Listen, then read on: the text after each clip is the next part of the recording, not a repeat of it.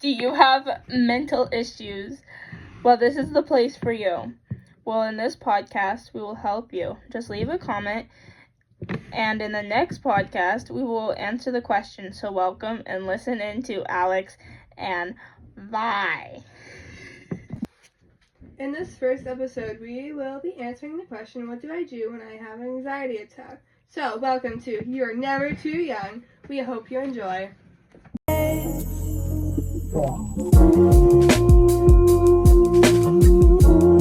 Hello, everyone. Today we will be talking about anxiety attacks, how they can happen, what makes them happen, and some ways that you can fix them. I'm Alex. And I'm Vi. Yeah. So, a question we had was, what can cause anxiety attacks? To answer your question onto what causes anxiety attacks, we looked on the web and it said that trauma could cause anxiety attacks, caffeine, or some abuse, or just some medications.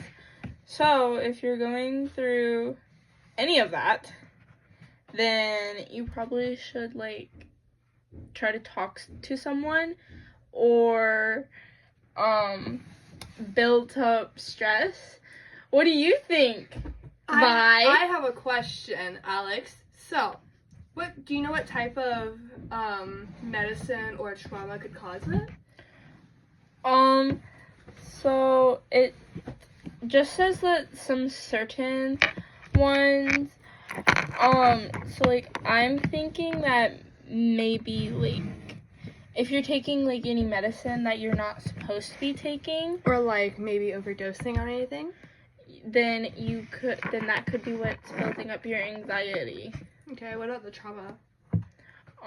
About the trauma, so if as a little kid you were allowed to just do things because you were just a kid and you didn't know, but then something terrible happened to you and you just never really expressed your feelings to someone about it, then that could also go with the built up stress.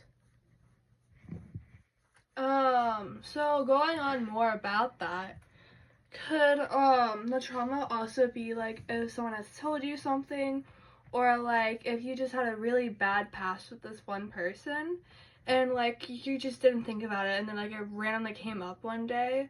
Could that also cause it? Yes, that could also cause it. Other things that could cause it is also people in general and big crowds, because people are just scary nowadays. I can agree with that, but what if it's something you have to do and you have to be in a big crowd, and if you get an anxiety attack in the middle of that, what should you do? Great question. Vi. If you have an anxiety attack while something's happening, you could try to excuse yourself from that situation, and you could just be I just need a few moments. Or you could start just tapping your fingers on your leg or on a piece of paper, so that then you can still feel you can still feel yourself, and you can still feel safe with yourself, and you feel it's okay. So if you're all alone and there's no one there to help you and this is your first time, could it be life-threatening, or would you be worried about anything? So with an anxiety attack, it could be I don't think it could go to death, but I do think that maybe if no one's around you and you just all of a sudden have an anxiety attack, then it could be bad, because you have nobody to comfort you, or just talk to, or you don't really have to spill everything to everyone you know. When you're when you're telling people what caused this anxiety attack, you tell someone that you like truly love and truly care for and truly trust. Because if you just tell someone because you're their friend, or like they were a trusted, or like you think that they're a trusted adult, then like they could like easily just make it worse, and later in life they could easily just like they could easily like bring you back to that and like completely like ruin you. A serious question I have is, have you ever heard of someone who's like had committed suicide because of an anxiety attack or something? So with an anxiety attack, it also sometimes anxiety does come with depression. So with suicide, I'm sure multiple people in the world, they've probably had a anxiety attack over and over again, and they just feel this constant like anxiety with them. So then they just be like, I don't want to do this anymore, and they probably just kill themselves, so, and commit suicide. And I think, and with us, like, we're gonna care about you, so like we care about you. If you're We're gonna hope that your family cares for you, but like we're gonna care for you even if you think we don't. Like, we're gonna care because we care about every human, even if we don't agree with them, or just, yeah. So another question from this person that left the question was, how can I prevent these anxiety attacks in the future? So to do in the future, if you have anxiety attacks, you should surround yourself with the people that you love and trust, and you know they can help you. So just really have those people surrounded with you. What do you think, Alex? I think that, yeah, I do agree with you, because you're gonna be surrounded by people every day, so like you probably should like find people at like school, Daily life, work, whatever you have. home, like family, with family too. Like, you should just like find someone who you could truly trust. Like, it doesn't have to be like, I know, because some people have trouble with their parents, so like they don't trust their parents and they feel like nobody's there for them. But maybe you have like a cool aunt, or like maybe you have a cool cousin, like an older cousin, because like I don't think you'd want to go to a younger cousin unless they're like the same age as you or something. So Sometimes you don't even have to go to actual people, because even sometimes a pet could help you. Like, the thing that you have to go with you doesn't always have to be a physical person. It could be an item, something that just helps you calm down, like a stuffed animal, a picture, something that's like really close to your heart. And animals could really help with that. Mostly dogs and cats. Some are easier, like some animals can help more than others, and more items can help than other items that you have. So just find those things that you find special, animal, item, person, whatever it is, and just try to surround yourself with them whenever you have an anxiety attack in the future. So, like, speaking with that, like, about the items, I think, like, also, like, a simple pencil, like, you could fidget with while you're having that, or, like, a table, or just, like, something to just touch when you're going through that stuff, because really, like, having an anxiety attack is, like, scary, because, like, you kind of feel trapped in, like, a world. Another thing you could have to help you could also be a memory of like a loved one, a friend, just something that like helps you. It could even be a loved one that you've lost along the way. Even that memory could help you with your anxiety attack, knowing that they are leaning over your shoulder, hoping that you do better. Yeah, because someone's always gonna be there for you, whether it's like something spiritual, something physical, something mentally, like you're gonna most people have something, and if they don't have something, then like they could simply find something. And you always want to be nice to people because you never know what they're going through. Like, also, like, if you see someone having an anxiety attack, don't instantly go up to them and ask them, why are you having an anxiety attack? Because I know that, like, because I've had an anxiety attack, if you just go up to them and ask them, it's like, it's not gonna help them. It's gonna just build up more in them. Because, like, as I said, you're like trapped. It's like, it feels like you're trapped in a world that's like all messed up. And, like, you just feel trapped in your own little world.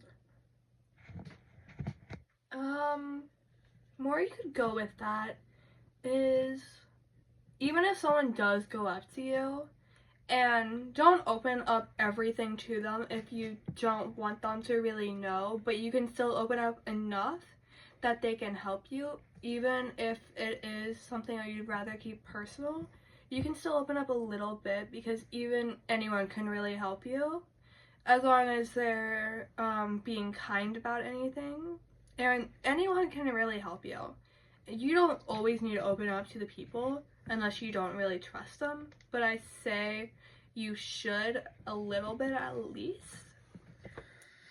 Yeah, because, like, again, with, like, you holding in that stress, like, you could be having an anxiety attack from holding everything in and not telling someone or something. Like, you could simply just talk to a wall. You may feel stupid at first, but it's gonna help you, like, because the wall's gonna listen. And I do truly hope that someone will listen, because I mean, we hope that you're gonna listen to us, like, in this podcast right now. And we'd obviously, if you, like, ever needed someone to talk to, you could simply just comment on this and we'd read it, and you could either say it's personal, where you only want us to type a response in the comments, or if you want us to um like address it in like a video or something, like we would be able to do that. And because we really would like to help all of you in this journey of your life. Another question I have is, what kind of people could you go to help you? So I'm gonna go to the topic of family first, and then we could go to friends and like coworkers or like whatever. But like family is really important to a lot of people. Family is like that's what built them up in life. Or like some people are just like, I don't need family because none of them really helped me in my life. But family is just really important, and if you find that like that person that is family to you, like blood by blood, then like you could go talk to them. And if you truly feel like they talk to you about things too, then like you could simply go talk to them, because they feel trusted enough to talk to you, and they would hope that you would feel trusted enough to talk to them. Sorry, I don't. So, if you'd rather not talk to your family about this, like if you're not close to them, or like you don't think they'd listen, or like be really rude about it, and like you don't think you could trust them really with it, what type of like friend could you go to? So I think, like, my parents personally say it doesn't matter about how long you've been with that person. It doesn't matter. Like, if they've proven to you that they will stick with you and they will fight for you, then, and you can trust them, then you should go to those people instead of like say, instead of going to someone that you've known for 10 years or your whole life, and they are like untrustworthy, they pick people over you, like, yeah, you may think, oh, well, I've known them longer, so then this person that has fought for me, then you probably and like you tell the person that you've known forever, they could simply go tell someone else, and then that just brings more anxiety to you, and that just brings like more stress, and like that's also something that could cause an anxiety attack. So like the friends that you know are trusted and you know that can help you through it and that have also proven that they are trusted, then those are like the type of people that you can go to. Vi? What type of maybe? So for the objects, what could you like really use? Because I know you could use stuffed animals, something that holds like precious memories, and like the animals part. What's everything you think you could use, and how do you think everything could help you with what you're going through? Because there are some emotional support animals you could use, but they don't really have to be emotional support. You could just be like really close to that animal, or like you could just feel like you could talk to the animal, because animals really do listen to what you say, and they have feelings, even if some may say they don't. You can still talk to the animal even though they won't respond, and they would still help. But what type of animals and objects do you think those would be, Alex? So with the animal thing, you don't need a support animal, like emotional support animal, if you're just going through a daily life, because like I still think that yes, some people do need them because they just do, but like if you're like if you're just going on and about your day and you just randomly have this anxiety attack and your dog's just there or your cat. I've had experience where like my dog, when I was like sobbing, my dog just went up to me and started cuddling with me, which is like, I know that a lot of dogs do that because like YouTube. So I do think that it's important to have an animal, and like not even like a dog or cat, like it doesn't have to be big. It could be simply a leopard gecko or like a snake or a bird or a fish, or I could go on forever, but like you could just simply have something, because I know that a bunch of middle schoolers and a bunch of adults, they think, oh, it's the big animals that it's mostly like the most common animals are the animals that are gonna help you. But no, it could simply be a horse that could help you, or it could be an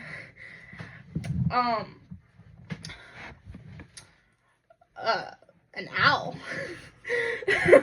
I mean, really, I'm just like saying, an animal could really help you. Like, I know that some people have monkeys, so like they don't, like, I don't judge anyone with interesting animals. So like, what animal do you think? Why? Even insects could really help, because you could just like look at them, and insects could really help. Like butterflies, you could look at them.